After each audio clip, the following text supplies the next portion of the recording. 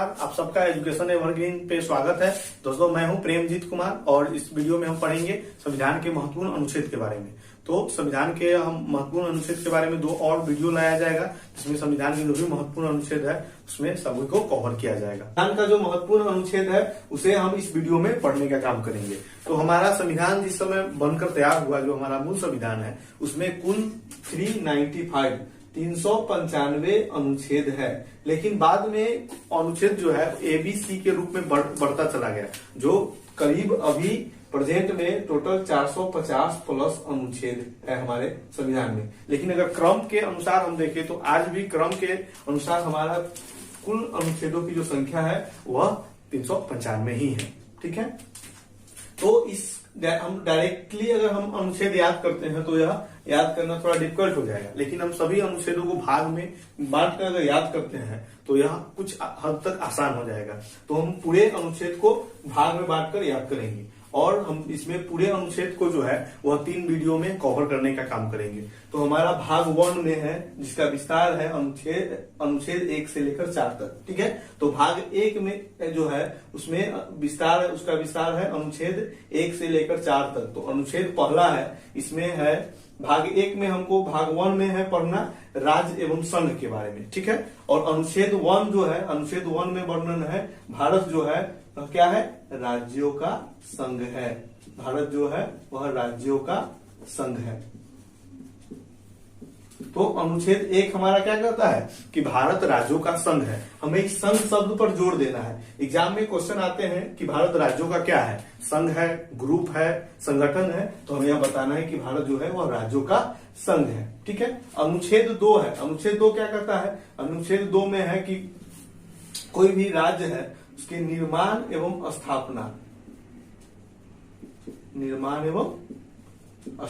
के बारे में, किसी भी राज्य के निर्माण एवं स्थापना के बारे में जो उल्लेख है वह अनुच्छेद 2 में है। जैसे कि कोई बाहरी राज्य भारत में मिलना चाहता है, ठीक है, या किसी भी बाहरी राज्य को भारत में अगर मिलाया जाएगा तो उसे अनुच्छेद 2 के तहत भारत में उसे जगह मिलेगी, उसका निर्माण जो होगा उसे मिलाया जाएगा अनुच्छेद 2 के तहत। जैसे कि मान लीजिए कि पाकिस्तान का कोई राज्य है, जैसे कि सिंध है, वह वहां के लोग स्वतंत्र होकर भारत में मिलना चाहते हैं तो उन्हें भारत में उनको मिलाया जाएगा अनुच्छेद 2 के तहत। अनुच्छेद 3 जो है यह है हमारे भारत का कोई भी राज्य है उसके नाम, क्षेत्र, निर्माण। जैसे कि पहले अभी जो प्रेजेंट में ओडिशा राज्य है उसका पुराना नाम जो था उड़ीसा था। ठीक है, तो हमारे अनुच्छेद 3 के तहत उसका नाम बदलकर अब ओडिशा कर दिया गया। और नए राज्य में जैसे कि आंध्र प्रदेश का, फिर आंध्र प्रदेश से अलग होकर एक नए राज्य तेलंगाना अस्तित्व में आया। तो अनुच्छेद 3 के तहत 2014 में आंध्र प्रदेश से अलग होकर तेलंगाना एक नए राज्य के, भारत के 29वें राज्य के रूप में अस्तित्व में आया था। ठीक है, और हमारा एक अनुच्छेद बन जाता है अनुच्छेद 4। तो अनुच्छेद 4 में अनुच्छेद 2 और 3 का किस तरह से उपयोग होगा उसके प्रावधानों का जो वर्णन है वह है अनुच्छेद 4 में। ठीक है, तो इसको भी ध्यान में रखना है कि अनुच्छेद 4 में किसका जिक्र है, तो अनुच्छेद 2 और 3 का किस तरह से उपयोग होगा इसके प्रावधानों का जो वर्णन है वह अनुच्छेद हमारा 4 में है। ठीक है, अब हमारा आता है भाग 2। ठीक है, भाग 2 हमारा है जिसका विस्तार जो है अनुच्छेद 5 से लेकर 11 तक भाग 2 का विस्तार है। ठीक है, तो इसमें हमें पढ़ना है नागरिकता के बारे में। क्या पढ़ना है, नागरिकता के बारे में हमें इसमें पढ़ना है। ठीक है, तो भाग 2 जिसका विस्तार जो है अनुच्छेद 5 से लेकर 11 तक में है, इसमें हमको क्या पढ़ना है, नागरिकता के बारे में है पढ़ना। ठीक है, और हमारा भाग 3 जो है इसका जो विस्तार है वह अनुच्छेद 12 से लेकर 35 तक विस्तार है। और इसमें क्या पढ़ना है, हमारा मौलिक अधिकार पढ़ना है। क्या पढ़ना है, मौलिक अधिकार के बारे में इसमें हमें पढ़ना है। ठीक है, भाग 4 का जो है विस्तार है वह है 36 से लेके 51 तक। 36 से लेकर 51 तक भाग 4 का विस्तार है, जिसमें हमें पढ़ना है नीति निर्देशक तत्व। क्या पढ़ना है, नीति निर्देशक तत्व के बारे में हमें इसमें पढ़ना है। नीति निर्देशक तत्व के बारे में पढ़ना है। ठीक है, तो हमारा भाग 2, भाग 3 और भाग 4 इसका जो है इसमें फिर हम विस्तार से पढ़ेंगे। तो इसमें और सब तीन और अलग से वीडियो लाया जाएगा भाग 2 पे, नागरिकता पर, मौलिक अधिकार के लिए और नीति निर्देशक तत्व के लिए। तो उससे अलग वीडियो लाया जाएगा जिसमें नागरिकता, मौलिक अधिकार और नीति निर्देशक तत्व को और सब वीडियो में अलग से वीडियो बनाकर उसमें हम कवर करेंगे। इसीलिए इस तीनों को हम स्किप कर रहे हैं, अलग से वीडियो लाया जाएगा जिसमें हम इस तीनों जो है नागरिकता, मौलिक अधिकार और नीति निर्देशक तत्व जो है उसको पढ़ने का काम करेंगे। अब हमारा है भाग 4A। भाग 4A का है 51। तो इसमें हमें है मौलिक कर्तव्य। क्या है? मौलिक कर्तव्य है। तो हमारा जो मूल संविधान बना उसमें हमें मौलिक कर्तव्य नहीं था। इसमें 42वें संविधान संशोधन 1976 के द्वारा 42वें संविधान संशोधन 1976 के द्वारा मौलिक कर्तव्य को हमारे संविधान में जोड़ा गया। तो हमारा जो मूल संविधान था उसमें मौलिक कर्तव्य नहीं था, जिसको 42वें संविधान संशोधन 1976 में जोड़ दिया गया। जैसे हमारे देशवासियों का हमारे देश के प्रति और हमारे संविधान के प्रति कुछ कर्तव्य है जो मौलिक कर्तव्य कहलाते हैं। जैसे कि अभी मान लीजिए कि हमारे देश में कोरोना महामारी फैला हुआ है, तो इसमें हम सबका कर्तव्य बनता है कि हम अपने घर में रहें, सुरक्षित रहें और देश को भी सुरक्षित रखें। ठीक है, तो यह हमारा मौलिक कर्तव्य होगा। मौलिक कर्तव्य हमारा 42वें संविधान संशोधन 1976 में जोड़ा गया है। ठीक है, अब हम पढ़ेंगे राष्ट्रपति के बारे में। ठीक है, राष्ट्रपति के बारे में हम पढ़ेंगे। तो राष्ट्रपति के बारे में हमारा अनुच्छेद है 52। तो अनुच्छेद 52 क्या कहता है? अनुच्छेद 52 में राष्ट्रपति का पद होगा। इसमें क्या है? पद है। इसमें कहा गया है कि भारत के एक राष्ट्रपति होंगे। तो अनुच्छेद जो है 52 में क्या है? पद के बारे में। अनुच्छेद 53 में है हमारा कार्य एवं शक्ति। अब भारत के जो राष्ट्रपति होंगे उनका कुछ कार्य और क्या होगा? शक्ति होगा। तो अनुच्छेद 53 किसके बारे में है? कार्य और शक्ति के बारे में। तो हमारे देश के जो राष्ट्रपति होंगे उनका कुछ कार्य होगा और उनका शक्ति होगा। किसमें दिया गया है? वह है अनुच्छेद 53 में दिया गया है कि भारत के राष्ट्रपति के कार्य और शक्ति के बारे में जो जिक्र है और अनुच्छेद 53 में दिया गया है। ठीक है, अनुच्छेद 54 में है निर्वाचन। तो राष्ट्रपति होंगे, उनके निर्वाचन का जो प्रावधान है वह अनुच्छेद हमारा 54 में दिया गया है। राष्ट्रपति जो होंगे उनका जो निर्वाचन का जो है वह 54 में दिया गया है। जब राष्ट्रपति का निर्वाचन हो जाएगा तो 61 में उन पर किस तरह से हटाया जाएगा? तो महाभियोग लगाकर राष्ट्रपति को हटाया जा सकता है। तो अनुच्छेद 61 में जो है वह क्या चीज का है? वह है महाभियोग। 61 में क्या चीज का है? और महाभियोग की बात कही गई है। ठीक है, अब हमारा आता है 72। अनुच्छेद 72 में है हमारा क्षमा दान। अब हमारे देश के राष्ट्रपति को क्षमा दान का भी शक्ति दी गई है। जैसे कि कोई भी अपराधी या अगर उसको मृत्युदंड मिल गई है, किसी भी तरह का सजा अगर उस अपराधी को मिल गया है, तो हमारे देश के राष्ट्रपति को यह अधिकार है कि उसके जो सजा है या मृत्युदंड है, जिस तरह का भी सजा है, उसे माफ करने का राष्ट्रपति को अधिकार है। तो उसका वर्णन किसमें किया गया है? तो इसका वर्णन किया गया है आपका अनुच्छेद 72 में है, राष्ट्रपति के क्षमादान का वर्णन किया गया है। ठीक है, अब हमारा आता है अनुच्छेद 85। अनुच्छेद 85 में है लोकसभा का विघटन। लोकसभा का विघटन। तो हमारे देश के राष्ट्रपति को यह अधिकार है कि वह लोकसभा का विघटन कर सकते हैं। तो राष्ट्रपति को यह अधिकार है लोकसभा का विघटन, जिसका किसमें वर्णन है? अनुच्छेद 85 में। अनुच्छेद 85 में यह जिक्र है कि राष्ट्रपति जो है वह लोकसभा का क्या कर सकते हैं? विघटन कर सकते हैं। ठीक है, अब हमारा है 123। अनुच्छेद 123 में क्या है? अनुच्छेद 123 में है अध्यादेश। तो हमारे देश के राष्ट्रपति को यह अधिकार है कि वह एक अध्यादेश जारी करेंगे जो कि कानून के तौर पर पूरे देश में लागू होगा। तो राष्ट्रपति अध्यादेश कब लागू करेंगे? तो कोई भी पहले देखेंगे संसद के बारे में। कोई भी कानून कब कानून बनता है? तो जब संसद के 3 अंग होते हैं। एक होते हैं राष्ट्रपति, राज्यसभा और लोकसभा। तो संसद के 3 अंग होते हैं, राष्ट्रपति, राज्यसभा और लोकसभा। अगर राष्ट्रपति, राज्यसभा और लोकसभा किसी भी मुद्दे पर अगर तीनों मिलकर सहमति देते हैं तो वह क्या होता है, वह कानून का रूप लेता है, वह कानून बन जाता है। लेकिन किसी कारणवश राज्यसभा और लोकसभा नहीं चल रही है और हमारे देश को किसी विशेष कानून का अति आवश्यक है, बहुत जरूरी है, तो उस स्थिति में क्या होगा कि यह राष्ट्रपति क्या करेंगे कि तीनों का, राष्ट्रपति, राज्यसभा और लोकसभा तीनों का शक्ति का अकेले उपयोग करेंगे और वह अध्यादेश जारी करेंगे और वह देश के लिए कानून बन जाएगा। जैसे भी हमारे देश में कोरोना फैला हुआ है तो इस समय हमारे देश में न राज्यसभा चल रही है न लोकसभा चल रही है। अब मान लीजिए कि हमारे देश में कोई विशेष कानून की आवश्यकता होती है तो इस स्थिति में क्या होगा, राष्ट्रपति अध्यादेश जारी करेंगे, वह अध्यादेश जो होगा वह देश के लिए कानून बन जाएगा। ठीक है, तो अध्यादेश का, राष्ट्रपति अध्यादेश किसमें देते हैं, 123 के अनुच्छेद 123 के तहत राष्ट्रपति अध्यादेश जारी कर सकते हैं। अध्यादेश जारी कब करेंगे, जब राज्यसभा और लोकसभा नहीं चल रहा हो और देश को किसी विशेष कानून की आवश्यकता होगी। ठीक है, इतना हम पढ़ ली अध्यादेश तक। अब हमारा है 143 में है कि राष्ट्रपति को सुप्रीम कोर्ट से सलाह लेने का अधिकार है। राष्ट्रपति जो हमारे हैं वह सुप्रीम कोर्ट से सलाह ले सकते हैं, लेकिन उस सलाह को मानने के लिए वह बाध्य नहीं है। यह राष्ट्रपति के विवेक पर निर्भर करता है कि वह सुप्रीम कोर्ट के सलाह को माने या न माने, यह उनके विवेक पर निर्भर करता है। लेकिन राष्ट्रपति को 143 के तहत सुप्रीम कोर्ट से सलाह लेने का अधिकार है। ठीक है, अब हम पढ़ेंगे उपराष्ट्रपति के बारे में। उपराष्ट्रपति में हमारे पास दो अनुच्छेद ही पढ़ना है, 63 और 64। बस आसान है, 63 और 64। उपराष्ट्रपति के लिए बस दो अनुच्छेद पढ़ना है, 63 और 64। 63 क्या करता है, 63 में करता है पद। देश के लिए, हमारे देश में एक उपराष्ट्रपति होंगे, तो 63 जो है वो उपराष्ट्रपति के पद के बारे में, और 64 में है कि वह उपराष्ट्रपति जो होंगे वह राज्यसभा के सभापति के रूप में होंगे, राज्यसभा के सभापति के रूप में होंगे।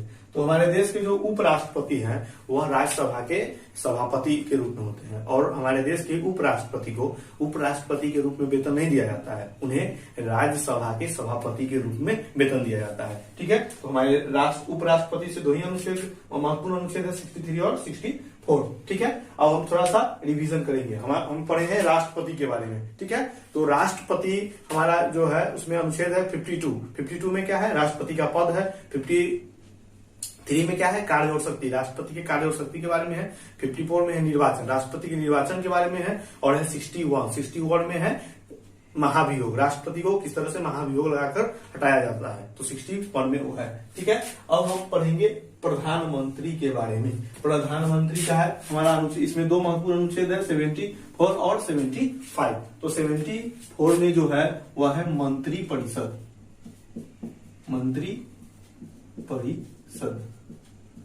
74 में क्या है, मंत्री परिषद के बारे में है कि हमारे मंत्रियों का एक समूह होगा जिसे हम मंत्री परिषद कहते हैं, और मंत्री परिषद के जो हेड होंगे वह प्रधानमंत्री कहलाएंगे।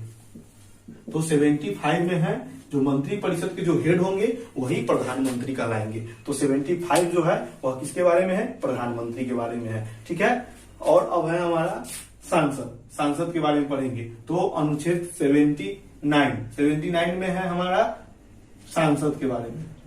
तो कि क्या है इसमें कि हमारे देश में एक सांसदीय व्यवस्था होगा और एक संसदीय व्यवस्था होगा, इसमें सांसद का जिक्र है। सांसद के हम जानते हैं 3 अंग होते हैं, राष्ट्रपति, राज्यसभा और लोकसभा। ठीक है, और हमारा 80 है और 81 है। तो 80 में है राज्यसभा और 81 में है लोकसभा। तो राज्यसभा जो होते हैं वह उच्च सदन है और लोकसभा जो है वह निम्न सदन है। तो उच्च सदन जो है वह पहले होगा और निम्न सदन जो होगा वह बाद में होगा। तो 80 में किसका वर्णन है, जिक्र है, राज्यसभा का जिक्र है, और 81 में किसका है, लोकसभा का। ठीक है, उच्च सदन पहले, निम्न सदन बाद में। तो 80 अनुच्छेद 80 किसके बारे में है, राज्यसभा के बारे में है, और 81 किसके बारे में, लोकसभा के बारे में है। ठीक है, अब है हमारा अनुच्छेद 100 है, तो इसे हम 50-50 दो भाग में डिवाइड कर सकते हैं, 2 भाग 50-50 डिवाइड कर सकते हैं। तो यह अनुच्छेद 100 क्या करता है कि अगर हमारे संसद में कोई मुद्दे पे अगर 50-50 मतलब सहमति नहीं बन पा रही है, बराबर की स्थिति हो चुकी है, तो उस समय जो है हमारे जो लोकसभा के अध्यक्ष हैं इसमें वह अपना निर्णायक मत दे सकते हैं। क्या दे सकते हैं? निर्णायक मत दे सकते हैं।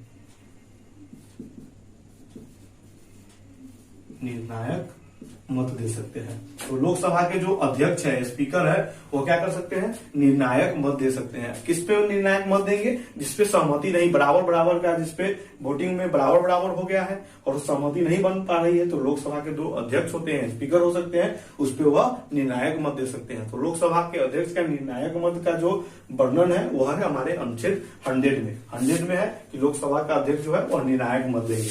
अब आता है अनुच्छेद 105।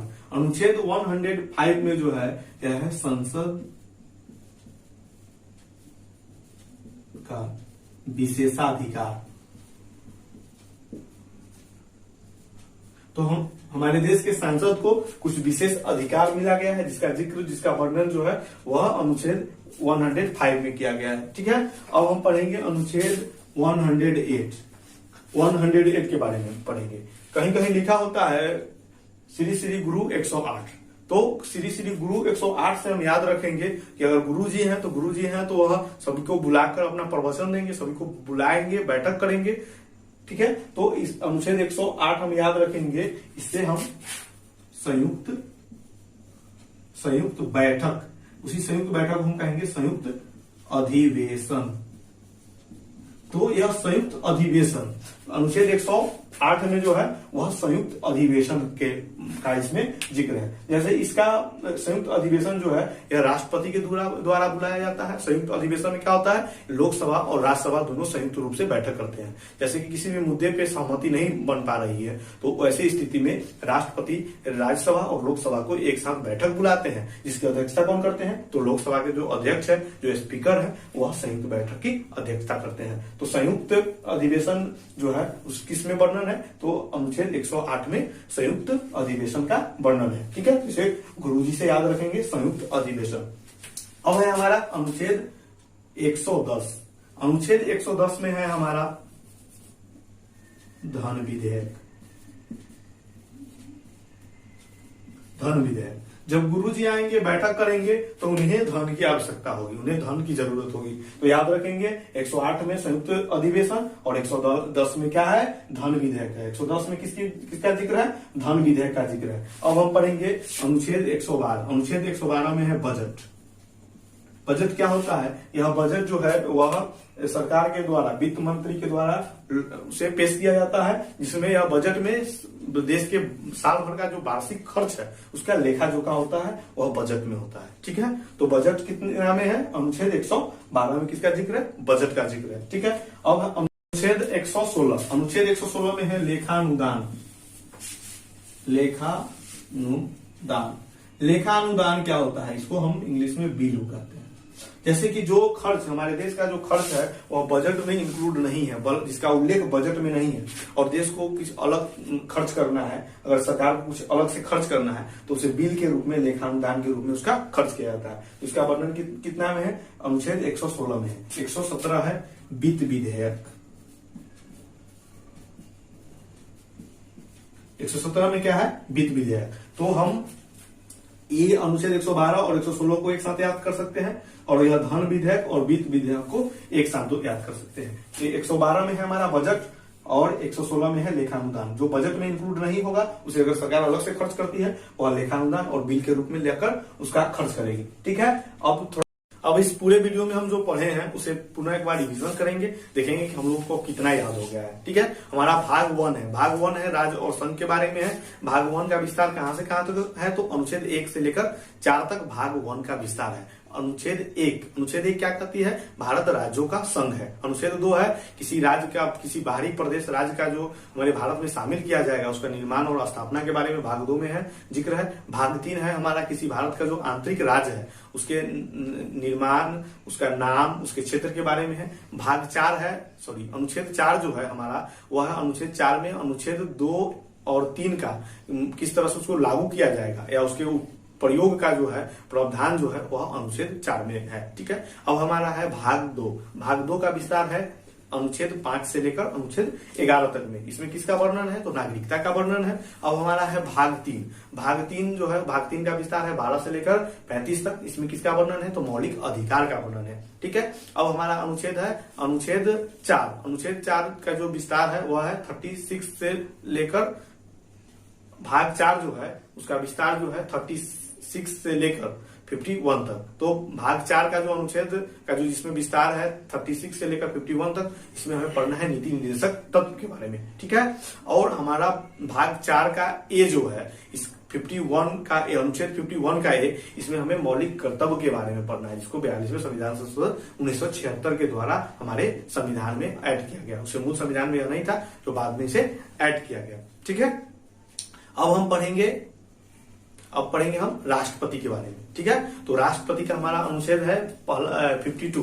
अनुच्छेद 52 में क्या है? तो पद के बारे में, कि भारत का एक राष्ट्रपति होंगे। और 53 है, 53 में है राष्ट्रपति के कार्य और शक्ति के बारे में। ठीक है। और 54 जो है वह है राष्ट्रपति के निर्वाचन के बारे में है। और फिर है हमारा अनुच्छेद 61 किसके बारे में है? तो 61 है महाभियोग के बारे में।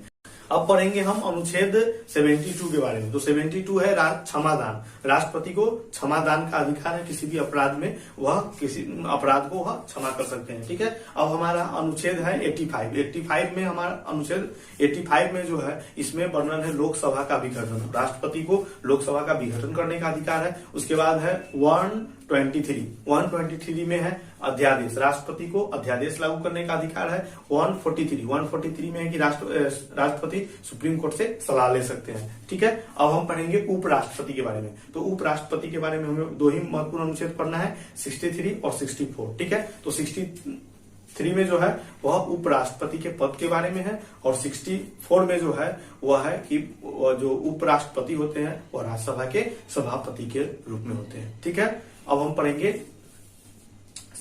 प्रधानमंत्री के बारे में। ठीक है। तो प्रधानमंत्री के बारे में हमारा दो अनुच्छेद महत्वपूर्ण अनुच्छेद है, 74 और 75। तो 74 में जो है वह मंत्री परिषद के बारे में है। और 75 में होंगे मंत्री परिषद का जो हेड होंगे वह प्रधानमंत्री कहलाएंगे। ठीक है। अब पढ़ेंगे संसद के बारे में। संसद का जो है वह अनुच्छेद है हमारा 79 में हमारे देश के संसदीय प्रणाली का जो है उसमें उसका संसदीय व्यवस्था का वर्णन है। 80 में है हमारा राज्यसभा। और 81 में है क्या है? लोकसभा। ठीक है। 81 में है लोकसभा। ठीक है। अब हमारा अनुच्छेद है 100 में क्या है? तो यह है अध्यक्ष महोदय का निर्णायक मत। अब पढ़ेंगे अनुच्छेद 105 में जो है यह है संसद का विशेषाधिकार। संसद के विशेषाधिकार का वर्णन है अनुच्छेद 105 में, 105 में। ठीक है। अब हमें पढ़ेंगे अनुच्छेद 108 में है संयुक्त बैठक। उसके बाद है अनुच्छेद 110। अनुच्छेद 110 में जो है इसमें 110 में जो वर्णन है यह है धन विधेयक का वर्णन है। ठीक है। उसके बाद है अनुच्छेद 112 में है बजट के बारे में है। फिर अनुच्छेद हमारा आता है 116। ठीक है। 116 के बारे में है लेखानुदान बिल के बारे में है। उसके बाद है अनुच्छेद 117 में है हमारा विधि विधेयक। तो इस तरह से हम पूरा रिवीजन कर लिए। तो हमें उम्मीद है कि आप लोग को भी याद हो गया होगा। अगर याद नहीं अच्छा से हो पाया है तो एक दो बार और इस वीडियो को देख लीजिए। मुझे पूर्ण विश्वास है कि आपका यह बेसिक जो अनुच्छेद है वह याद हो जाएगा। और आप जब किताब पढ़ने जाइएगा चैप्टर में तो यह आपके लिए बहुत मददगार साबित होगा। बहुत बहुत धन्यवाद।